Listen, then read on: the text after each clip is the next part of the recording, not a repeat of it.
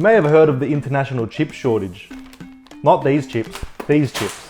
So what is a chip exactly? Well, it's just a bunch of transistors all bonded together to complete a certain task, but that is actually way too technical for this. They are your computers, your PS5, your cars, they are the power window switch in your car, freezers, your dryers, your microwaves, your fridges. Anything electrical probably has some sort of chip in it, and that's what we have a shortage of. So then who is affected? Well, car manufacturers, phone manufacturers, computer manufacturers, people who make laptops, vendors of all those sort of electronics. Most importantly, who it affects is you and I. And how does it affect us? It's because our jobs are at risk, our lifestyle is at risk, our customers are at risk, our businesses are at risk. So what is the actual root cause of this problem, and how did this supply chain problem start? Well, actually it began pre-pandemic. It was actually a problem that we were already facing. There's just way too much electronics coming into the market, there's way too much demand, and there's simply not enough supply. Things like the pandemic didn't help this issue because people suddenly wanted to buy all these devices for their homes.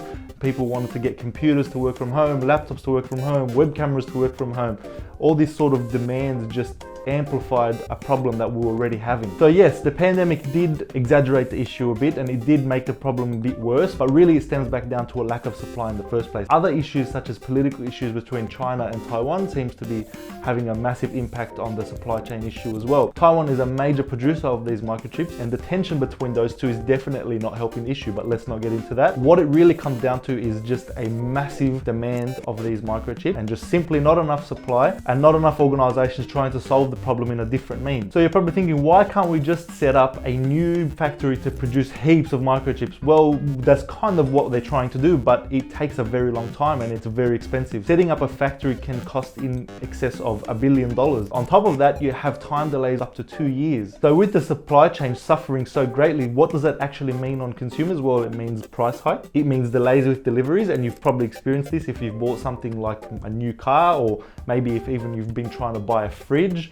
You'll notice that there's long lead times on a lot of these things at the moment. Basically, it's a slowdown for manufacturers and also jobs. If you have a factory with 1,000 workers and they're trying to push out all these brand new cars, but there's no microchips to actually control the computer or to control the power windows or control the window washers, well, then you're going to have your own issue there of actually keeping those people busy with something to do, because you're getting these orders but you can't fulfill them. So how do we resolve it then? It's looking like it's not going to be resolved till the end of 2022, or it's really just a guesstimate. No one really knows. Other ways are maybe find different ways to do the same things we've been doing over and over for the past few decades. Adapt and conquer, increase manufacturing, open new factories. But as always, humanity always finds a way.